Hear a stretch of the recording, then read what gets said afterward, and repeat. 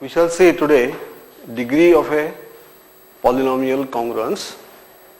So suppose we have a polynomial fx which is an x raised to n plus an minus 1 x raised to n minus 1 plus and so on plus a1x plus a naught, where all these ai are integers. Then we can consider a congruence of the type fx congruent to 0 mod m, where m is a positive integer. What is the degree of this congruence? So we take a simple example first, that if I have the polynomial 4x square plus 20x plus 40 congruent to 0 mod 4. Here what is happening is all these coefficients are divisible by 4. So they are 0 mod 4. So this polynomial is analogous to the 0 polynomial for the modulus 4. And in such a case, we do not assign any degree to this congruence. On the contrary, if I consider the same polynomial mod 5, in that case, this coefficient is not congruent to 0 mod 5. This is the largest available coefficient, and that is not 0 mod 5, and then we say that this congruence is of degree 2. Instead of 4, suppose I have 14 here. 14x square plus 20x plus 40 congruent to 0, and now I consider mod 7. Then 7 divides this leading coefficient 14, whereas 7 does not divide this. So this is 0 mod 7, this is non-zero mod 7.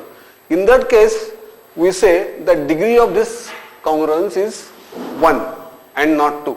So we assign a degree, but it is not 2, we assign the degree 1 to this congruence because 7 divides the largest coefficient, but 7 does not divide the next one, which is of degree 1. So depending upon the modulus, the same congruence can have different degrees for that congruence. Like this is of degree 2 if the congruence is mod, let us say 13, because this is non-zero mod 13. Mod 2, again we cannot assign any degree to this congruence. So definition of degree of a congruence, of the congruence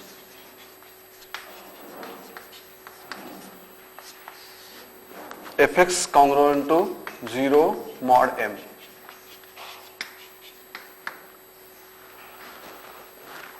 So if an not congruent to 0 mod m,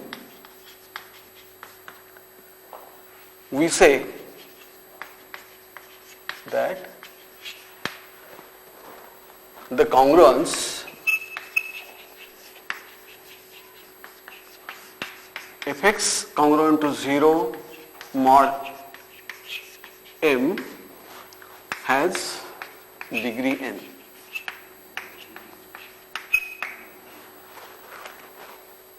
If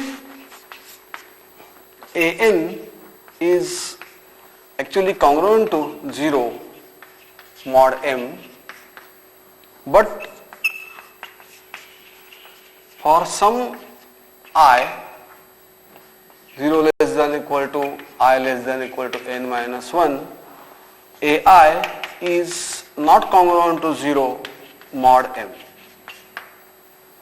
Suppose some coefficient is not congruent to 0 mod m.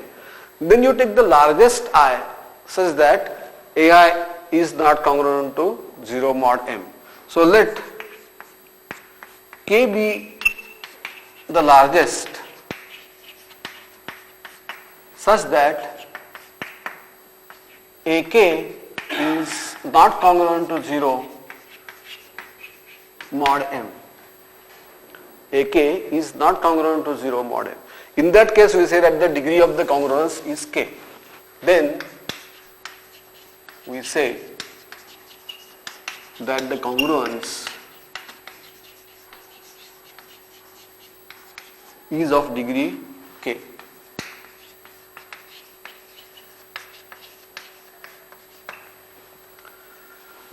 And as we have seen, it may happen that all the coefficients in the polynomial fx are divisible by m. In that case, we do not assign any degree. If ai is congruent to 0 mod m for all 0 less than equal to I less than equal to n, we do not assign any degree to the congruence.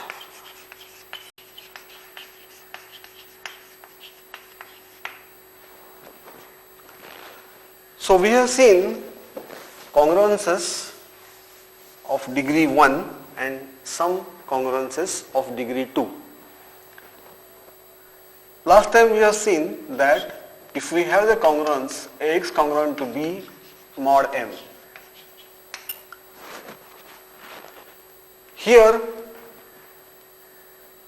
you can assume that A is not congruent to 0 mod m. If A is congruent to 0 mod m, this will be 0, and then if B is 0 mod m, then only every value of x will satisfy. But if B is non-zero mod m and A is 0 mod m, then no x can satisfy this congruence. So we are assuming A is not congruent to 0 mod m. Under that condition, it will be a congruence of degree 1. So if A not congruent to 0 mod m, we have a congruence of degree 1. This congruence has a solution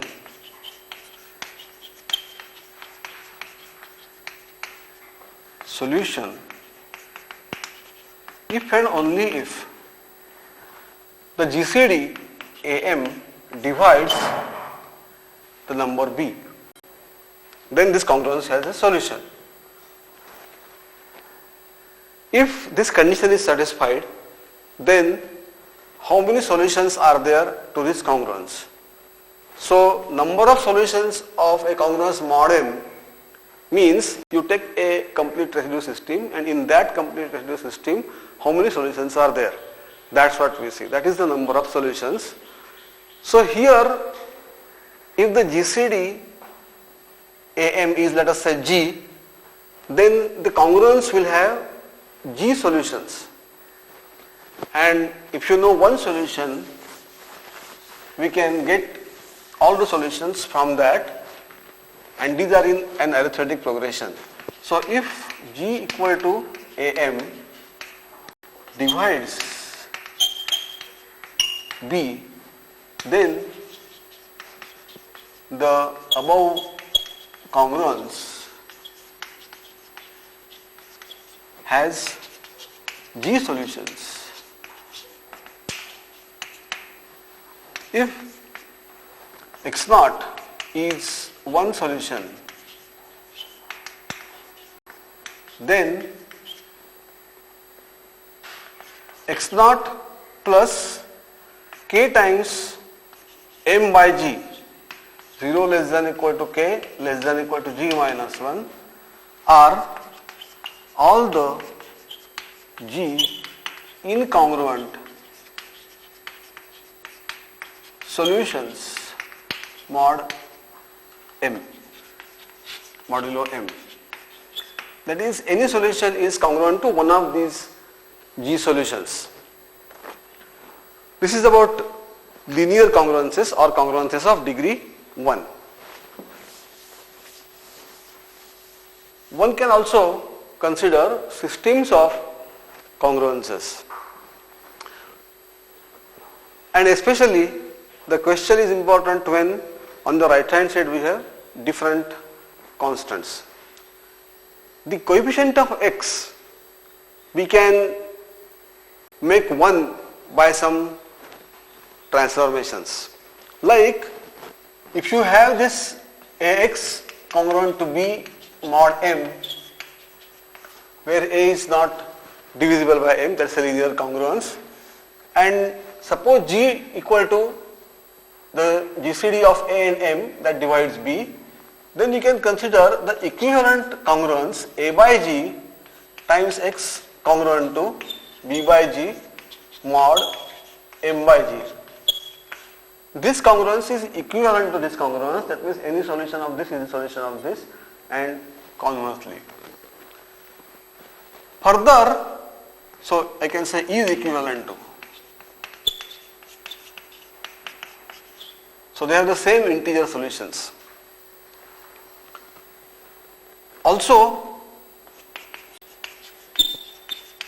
a by g and m by g, their GCD is 1.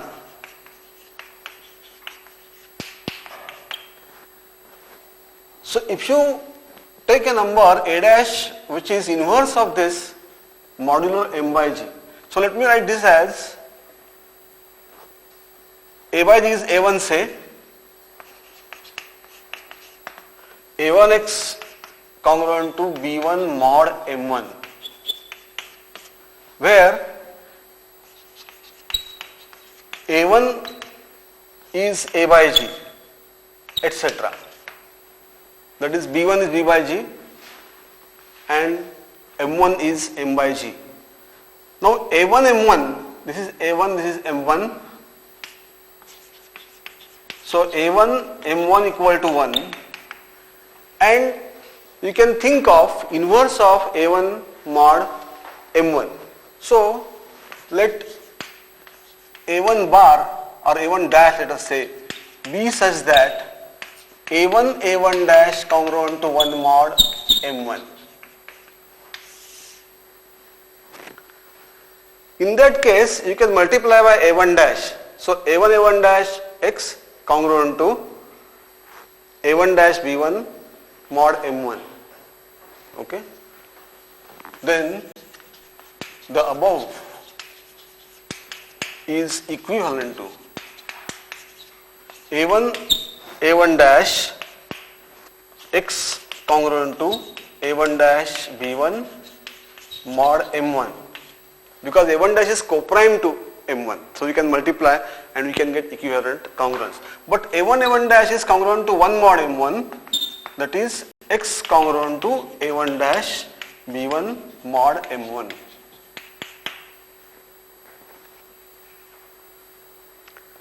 So any linear congruence can be converted to a congruence of this simple type, x congruent to something mod the modulus m1 now, which may change.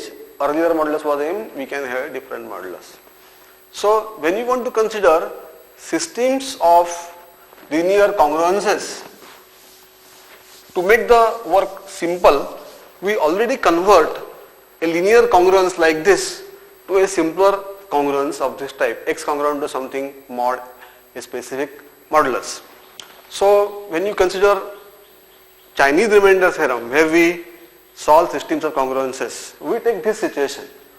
If you have those, you first convert to this. Okay. So there are questions, mathematicians in various countries were interested about numbers which have a specific remainder when the number is divided by a given positive integer. So different integers are there dividing a given number and we get different remainders. And what is the common solution to these conditions? Like we can have a simple question. Suppose a number is divided by 3 and it gives you remainder 1. So this is divisor, this is remainder. I can have divisor as 4 and remainder is again 1. I can have a divisor as 5 and the remainder is 1. What is this number which satisfies these three conditions? When you divide by 3, remainder is 1, divide by 4, remainder is 1, again the remainder is 1. So if you think slightly, you will see that one possible answer is take the product of all these numbers and add 1 to it. Okay. So this is 60 plus 1, that is 61. 61 is one number which satisfies these requirements. You can have many other numbers also. So 3 into 4 into 5 plus 1 is one answer. But you can also consider this times something, k plus 1. 2 times 60 plus 1, 100 times 60 plus 1. All of these will satisfy the same property. If you have numbers somewhat different than this, like instead of 3 here, let me have 30. Divide by 30, remainder is 1. Divide by 40, the remainder is 1. Divide by 50, remainder is 1. Again, you can take the product of these three numbers and add 1 to it. That is one answer. But if you want smallest answer, what you should do is you should take the LCM of all these numbers of 30, 40 and 50 and add 1 to it. So the LCM, we have seen this notation that 30, 40, 50, LCM plus 1. So this is not, product doesn't give you smallest solution, but LCM gives you smallest positive solution. And you can also multiply it by some integer k, say positive integer. Negative integers also if you allow, then that is also possible. So k times the LCM plus 1, that satisfies these requirements. And smallest one is LCM plus 1. Now let us change these remainders. So problems of this type were considered by Chinese mathematicians, and there are references in the first century. So I will give you one sloka from Bijaganita of Bhaskaracharya. The sloka reads like this: Shadbhakta panchagra panchavibhakto bhavet chatushkagraha chaturudhrutas trikagro jagras trisamudhrutah kasyat.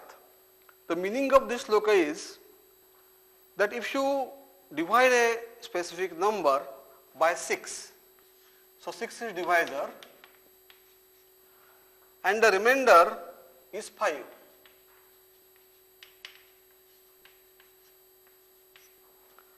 Then if you divide it by 5, the remainder is 4. If you divide it by 4, the remainder is 3. If you divide it by 3, the remainder is 2. What is that number? That is the question.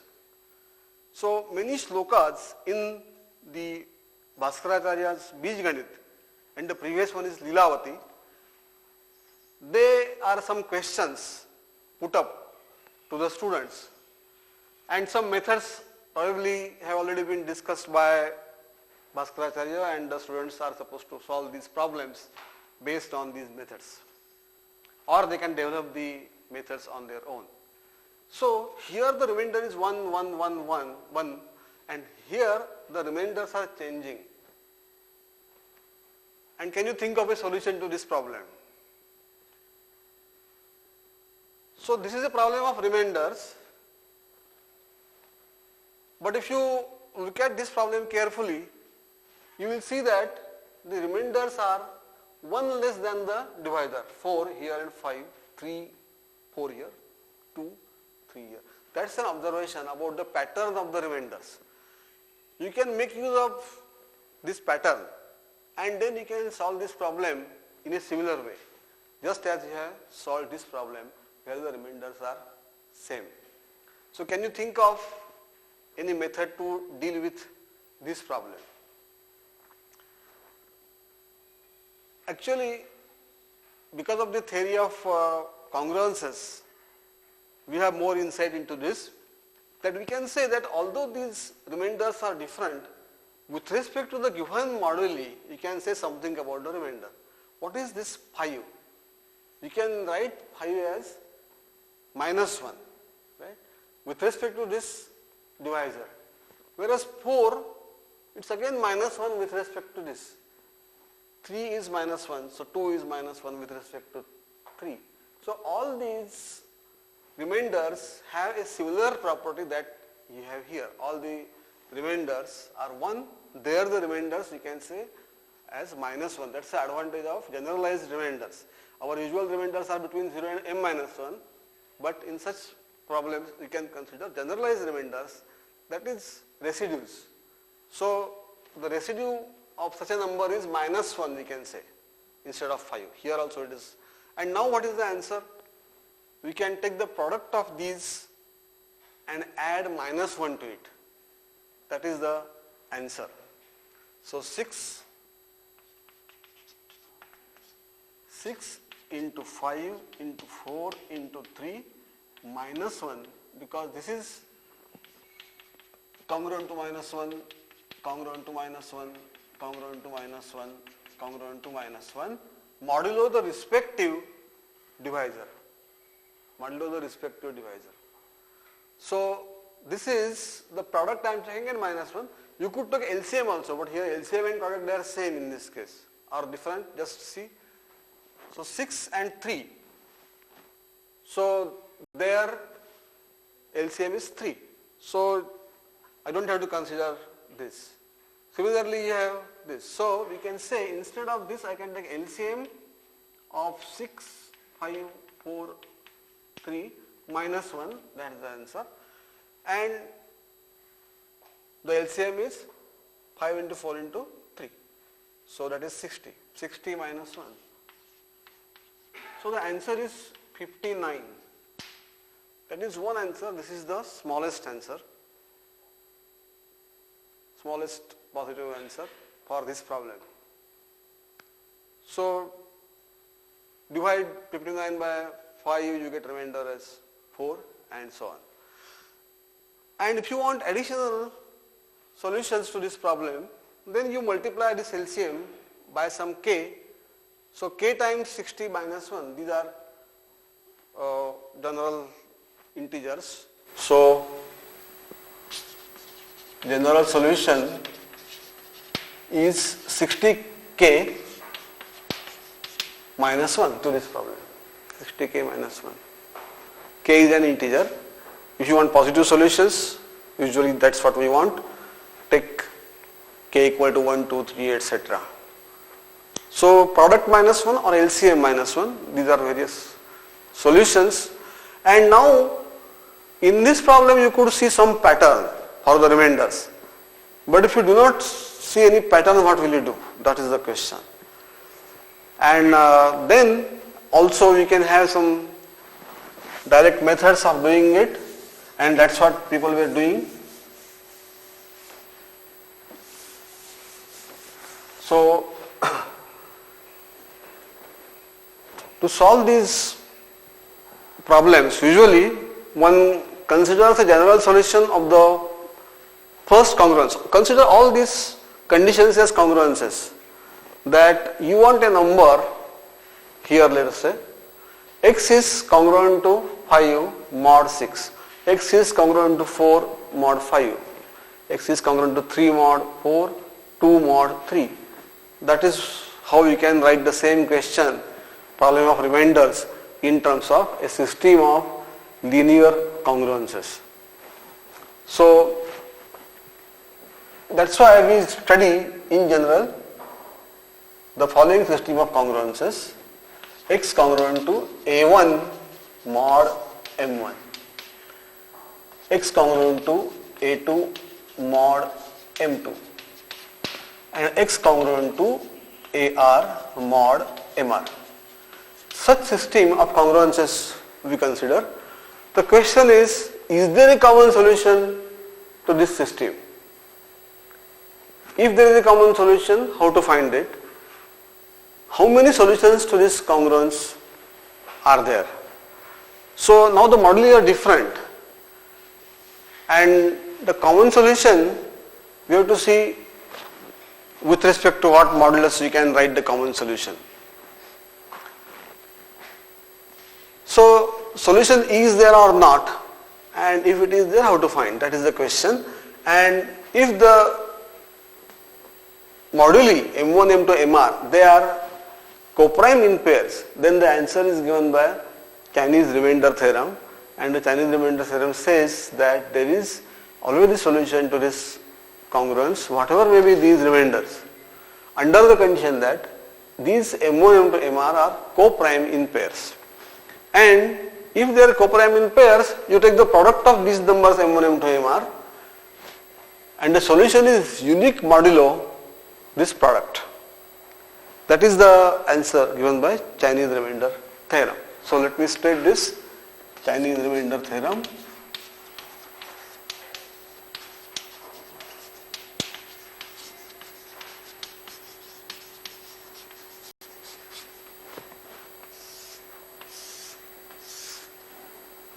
Suppose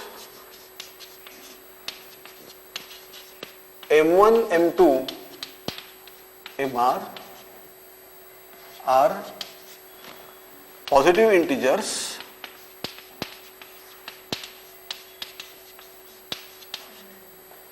coprime in pairs.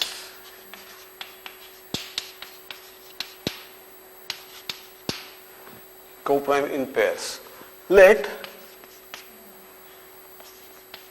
A1, A2, AR be integers.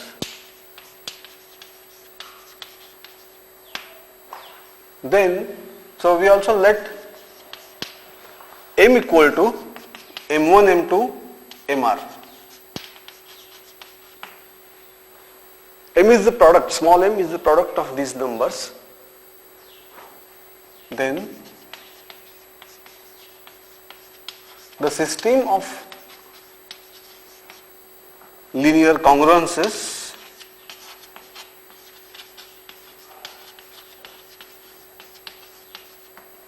so consider this system x congruent to A1 mod M1, x congruent to A2 mod M2, x congruent to AR mod Mr. The system of linear congruences given by this has a unique solution mod M.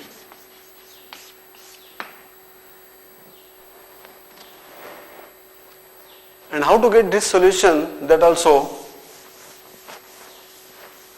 we will see here. This system of congruences has a unique solution mod M. Suppose capital Mi equal to M upon small mi, 1 less than equal to I less than equal to R, then capital Mi is coprime to small mi, so the GCD is 1. That is because M1, M2, Mr are coprime in pairs. So this is the product of other Mj except for Mi, take the remaining. So the product capital Mi, that is M by small mi, is coprime to small mi, and we can consider the inverse of capital Mi mod small mi. Let capital Mi dash, this is an integer such that be such that Mi dash congruent to 1 mod small mi. That is, capital Mi dash is the inverse of capital Mi modulo small mi. Then x x naught, let us say x naught equal to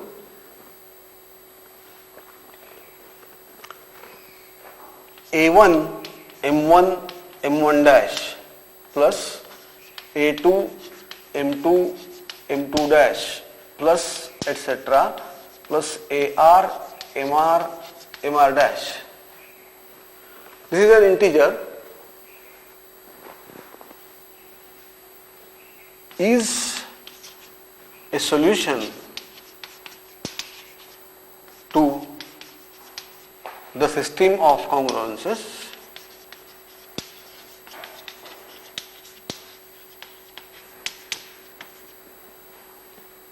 and as stated earlier, and it is unique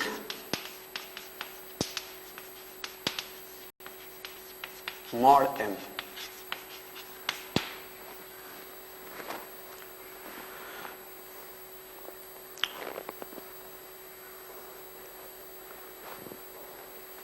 So the main Chinese remainder theorem says that the system has a solution. The solution is unique mod m, and this later part tells you how to get that solution. So you see that solving congruences of the type Ax congruent to 1 mod m, that is required here, because we want to find the inverse of capital Mi mod small mi. So mi times x congruent to 1 mod small mi.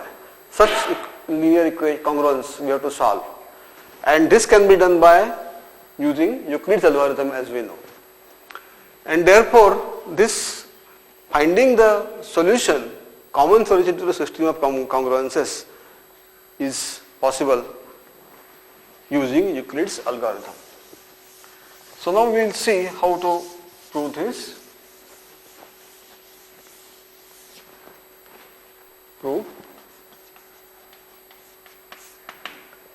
Since mi mj equal to 1 for I not equal to j, that is, they are coprime in pairs. So mi mj gcd is 1 if I not equal to j. Capital Mi equal to small m upon small mi is coprime to small mi. Okay. And because capital Mi is coprime to small mi, you can find its inverse. Therefore there exists an integer capital Mi dash such that Mi dash congruent to 1 mod small mi.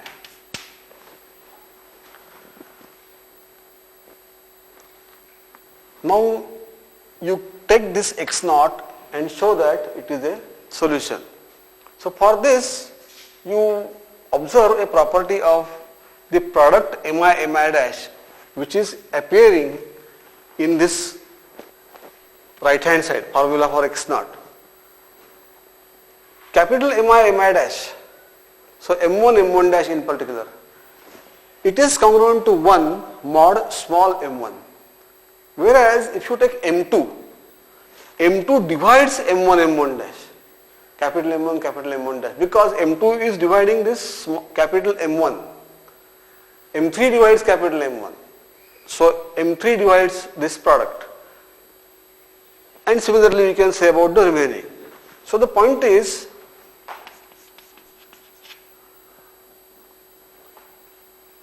mj divides capital Mi when j is not equal to I,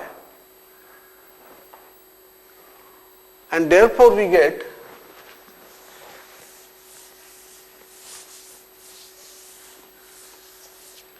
Mi dash is congruent to 0 mod mj if j is not equal to I and 1 mod mi. If you take the same I, then the product is 1 mod small mi. But if you take any other mj, then the product is 0. And so if you consider our x naught is a1 m1 m1 dash plus a2 m2 m2 dash plus ar mr mr dash. So consider it mod small m1. This modulo small m1. Then m1 m1 dash is 1 mod small m1, whereas m2 is divisible by small m1. So this product is divisible by small m1, and all the other terms are divisible by small m1. So therefore, x naught is congruent to a1 times 1 plus a2 times 0 plus etc. plus ar times 0 mod small m1. That is, so this is x naught. Let me write it as x naught. That is x naught congruent to a1 mod small m1. That was the requirement. If you take a2, then similarly a2 into 1 here, and a1 into 0, a3 into 0, and so on. Similarly, x naught is congruent to a1 times 0 plus a2 times 0 plus etc. plus ar times 1 plus ar plus 1 times 0 plus etc. plus, so now not ar plus 1, let me, because r is the number of terms, so ak times, in general ak and ak plus 1 and ar times 0. So that is congruent to ak mod mk. You can have any k. So 1 less than equal to k less than equal to r. Take any k, then mk dash is congruent to 1 mod small mk, and so ak times 1 here. So x naught is congruent to ak mod mk, 1 less than equal to k less than equal to r, and therefore this x naught is the solution to the system of congruences. Therefore x naught is a solution to the system of congruences.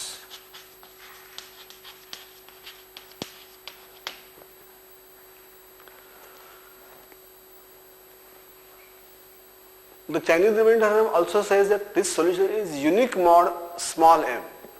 That means if you have two solutions, then they are congruent to each other mod small m. Why is that? That can be seen very easily.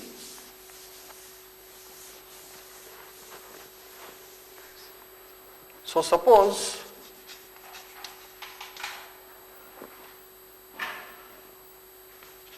x and x dash are two solutions of the system. Therefore, you can say x is congruent to ai mod small mi, x dash is also congruent to ai mod small mi. This happens for 1 less than equal to I less than equal to R.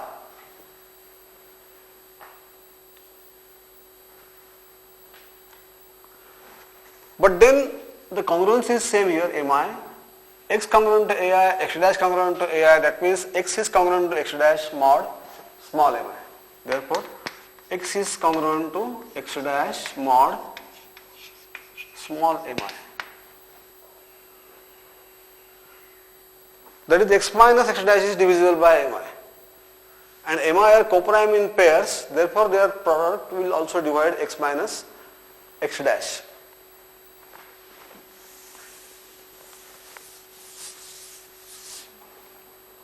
Since mi mj equal to 1 for I not equal to j, x is congruent to x dash mod the product m1 m2 mr, that is x congruent to x dash mod m. Thus the system has a unique solution mod m. System of congruences has a unique solution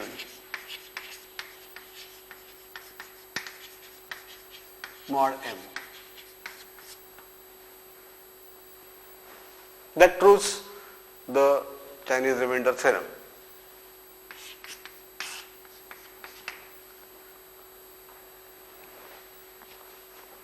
So the theorem guarantees that there is a solution. How to get that solution? We have a procedure for that. So let us take some general remainders and see that this method works. So take the following problem. Solve the system of congruences x congruent to 1 mod 7, x congruent to let us say 5 mod 6, x congruent to 2 mod 3. Now here if I take 3, it will not be coprime, so I will take let us say 5, x congruent to 2 mod 5. So 1 mod 7, 5 mod 6, 2 mod 5, these are m1, m2, m3, they are coprime in pairs and these are some integers, they can be even negative integers, there is no restriction. So let us use the method and find a solution. There is one thing to be noted here, that we find out this capital M1, capital M2, capital M3 and their inverses. Inverse of capital M1 is not unique as an integer, it is unique modulo small m1, right? That is to be noted. In the sense that different persons may use different integers as inverses, that is fine. Only the solution x0 that you get, that may look different. Like if I take let us say a number like 2 and I want the inverse of this mod 5. What is the inverse of 2?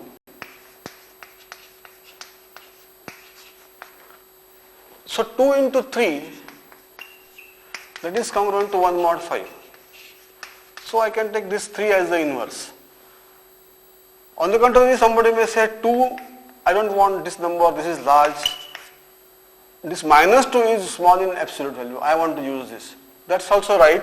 This is also congruent to 1 mod 5 and this number minus 2 can be considered as an inverse of 2 mod 5.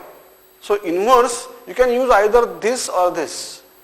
You can use some large number also if you want. Like you can just add 5 to it or subtract 5, you get other integers which work as inverses. So inverse is unique mod the given number like 5 here. And So let us solve this problem by the procedure that we have discussed. So here what is M1, M2, M3? So Mi, you can make a table kind of thing. Mi, the values of Mi are 7, 6 and 5.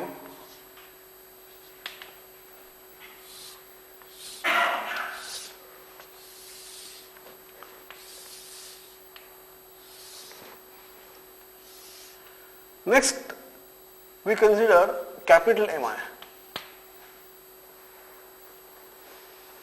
Capital Mi is what? Small m upon small mi. Small m is product of all. So, either you keep your small m ready with you and divide it by mi, small mi, or you can just take, like this is 7, so 6 into 5, that is capital M1. 6 into product of other numbers. Okay. Capital Mi means product of others. So here we have 6, 7 into 5, that is M2, 35. And for this 7 into 6, that is 42. These are capital M1, capital M2, capital M3.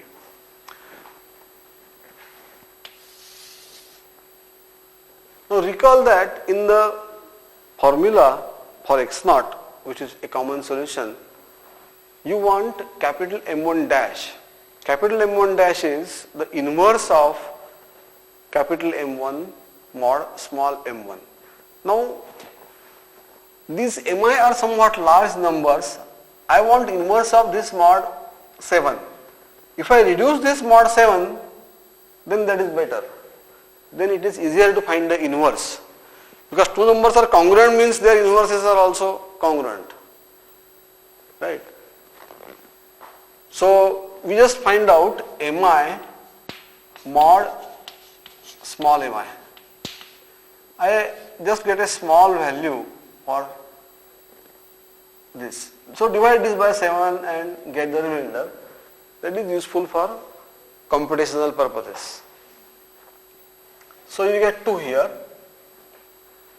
Divide this by 6 and get the remainder. So the remainder you can say 5 for example, or you can also say minus 1. 6 is minus 1. If you want a small number, instead of 5 you may take minus 1 because they are congruent to each other mod 6. Now divide this by 5 and get the remainder, that is 2. So you get now mi, and capital Mi mod small mi is a smaller number. It is useful to find the inverse. Okay. So mi dash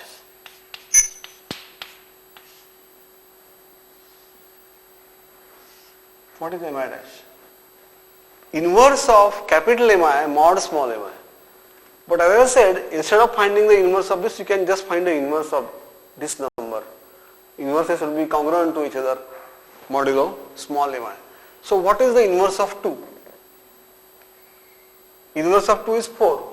2 into 4 is 8, which is congruent to 1 mod 7. Okay.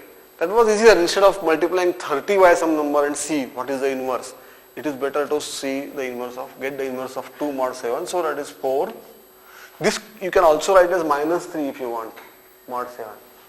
So either you write 4 or minus 3. Now minus 1. What is the inverse of minus 1? Minus 1. Minus 1 into minus 1 is 1.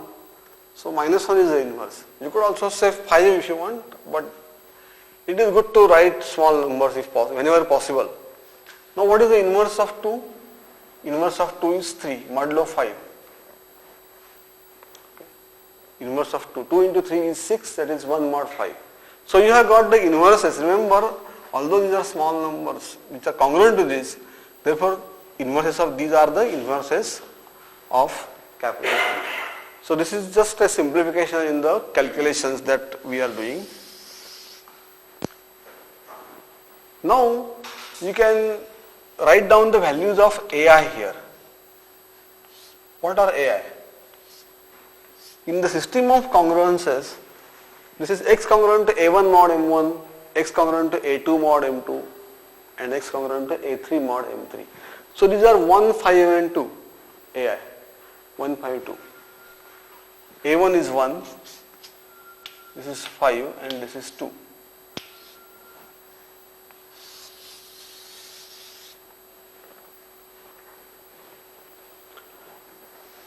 Now what do you want? You want AI capital MI dash. That's what you want. Product of these three numbers. And then you want to take sum of all such numbers. So summation AI capital MI dash. So find out these products. So note that MI has to be taken as it is. That is this thing. By mistake you may take this reduction mod small mi. That is reduction is used only for inverse. But in this formula you have to take the actual value of capital MI.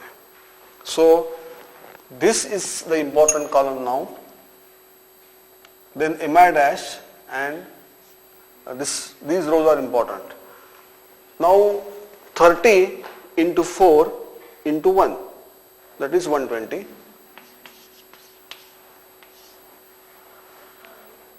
Okay, this one and this. Again now 35 into minus 1 into 5. Here some negative numbers are there, but if you don't want negative numbers, you have to multiply by 5 in that case. Minus 1 is congruent to 5 mod 6. So 35 into minus 1 into 5, that is minus of 175. Minus of 175. Again 42 into 3 into 2. 252. So we have got AI, MI dash. And now find the sum of these three numbers. That is going to be your answer. So x naught equal to A1 M1 M1 dash plus A2 M2 M2 dash plus A3 M3 M3 dash, which is 120 minus 175 plus 252, that is 197.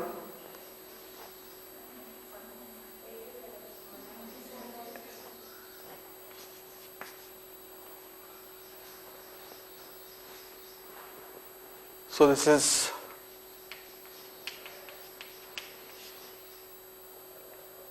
like that. 197 is the answer. And now check. Does it satisfy the requirements? Subtract 1 from it. That is 196. Okay. So 196. Is it divisible by 7? Yes. Subtract 5 from it. Is it divisible by 6? It is congruent to 5 mod. So subtract 5, so 192, that is divisible by 6. Then subtract 2. Is it divisible by 5? Yes, 195, that is. So the three conditions are satisfied. The solution is unique. This is a solution. Somebody else would have got a different answer if you had chosen the inverse in a different way. Like as I said, instead of minus 1, you would have taken 5 here. Then this answer would have been different. The sum would have been different. That's how that is one solution of the system of congruences. All solutions are given by, so solution is unique mod M. The solution is unique mod M. What is M? M is the product M1, M2, M3. that is 7 into 6 into 5. That is 210. M is 210. Solution is unique mod 210 means what? Any integer which satisfies the system of congruences is this x naught plus a multiple of this number. Okay? Because x minus x naught is divisible by 210. That's the requirement. X minus x naught is divisible by 210. So the general x will be x naught plus 210 into k. So we can say